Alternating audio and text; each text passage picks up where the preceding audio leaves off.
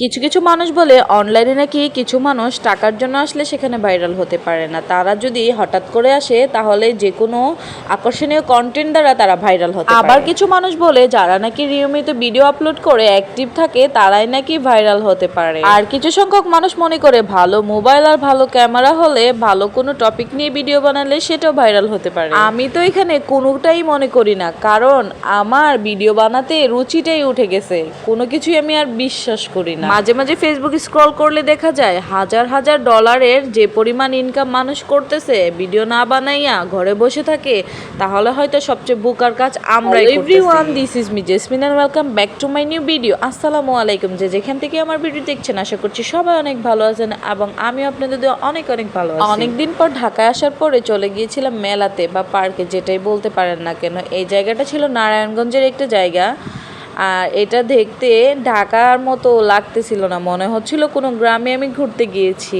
এইরকম গ্রামীণ একটা পরিবেশ ছিল। পার্কটা দেখতে অনেক সুন্দর। আমার যেহেতু ছোট একটা বাচ্চা আছে, তাকে নিয়ে আমার সবসময় মন চাই ঘুরতে, বাইরে যেতে, তার মন মানসিকতা ভালো রাখার চেষ্টা করতে। আপনারা হয়তো বলতে পারেন যে প্রথমে ইন্ট্রোটা আমি যেটা দিয়েছিলাম, তাহলে আমি ভিডিও কেন করছি আর আমি কেন ভিডিও আপলোড করছি। এটা ছিল আমার শখের একটা ভিডিও, তাই আপনাদের সাথে শেয়ার করলাম। যাই হোক, মেলাতে চলে গিয়েছিলাম। এখানে গিয়ে দেখলাম মেলা এবং পার্ক দুটোই একসাথে, আর দেখতে খুবই সুন্দর। মানুষজন বাচ্চা নিয়ে নিয়ে এখানে অনেক সুন্দর সুন্দর রাইড ভ্রমণ করতেছে। আমিও চলে গেলাম আমার বাচ্চাকে নিয়ে রাইড করতে, কারণ আমার বাচ্চাও রাইড করতে অনেক পছন্দ করে। যেহেতু অনেক ছোট, সব রাইডেও উঠতে পারে না, তো আমরা ভাবলাম যে একটা চরকিতে উঠা যাক। সেজন্য আমরা চরকির উদ্দেশ্যে রওনা দিলাম। এখানে কিন্তু অনেক রাইড ছিল যেগুলো আমরা অনেক ভয় পাই। আর এই দেখেন মেলা যে বসেছে বললাম, এই যে কত সুন্দর সাইডে স্টলগুলা, যেগুলোতে খেলনা, কসমেটিক্স, আপনি বিভিন্ন আইটেমসের জিনিস পেয়ে যাবেন।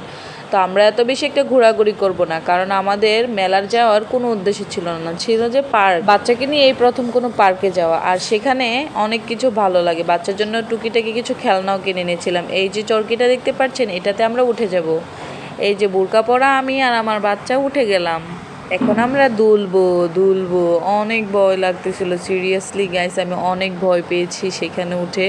আমি তো কান্না করতেছিলাম, সিরিয়াসলি আমাকে নামাও নামাও নামাও। আমার বেবি অনেক ভয় পাইছে। চরকিওয়ালা বেটা বলতেছিল কিসের ভয়, এখনই তো উঠছেন। আমি তো ভয় আত্মহারা, তাড়াতাড়ি নামাই দেন ভাই, নামাই দেন, যেভাবে জুড়ে জুড়ে দিতেছে।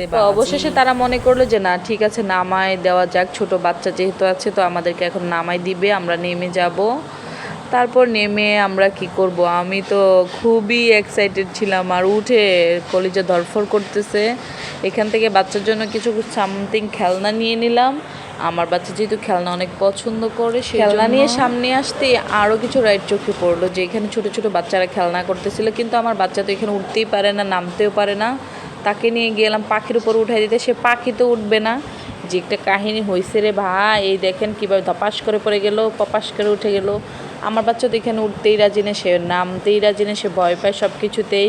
তো এইখানে বলতেছিলাম আমি আমার ভাইয়ের বউকে যে আমাকে একটু দোলনা দাও, ও দুলতে পারে না। তারপরে আর কি করা, মেয়েটাকে নিয়ে আবুল তাবুল করে মানে কোনো কিছু করতে পারলাম না, ভিডিও ঠিকভাবে নিতে পারলাম। এই যে আরেকটা ঘোড়াতে উঠে গেলাম। ঘোড়াছে ঘোড়া ধূপটাকে ঘোড়া। তো গাইস, আমি কিন্তু আবুল তাবুল কিছু ভয়েস দিয়ে দিলাম, আপনারা এটাতে কিছু মনে করবেন না, কারণ আমার কাছে ভয়েস বলতে কিছুই নাই, আমার কাছে কোনো টপিকস নেই, সেই জন্য ফুচকাও খেয়েছিলাম এই যে। তো এইটাই ছিল আমাদের মেলা এবং পার্ক।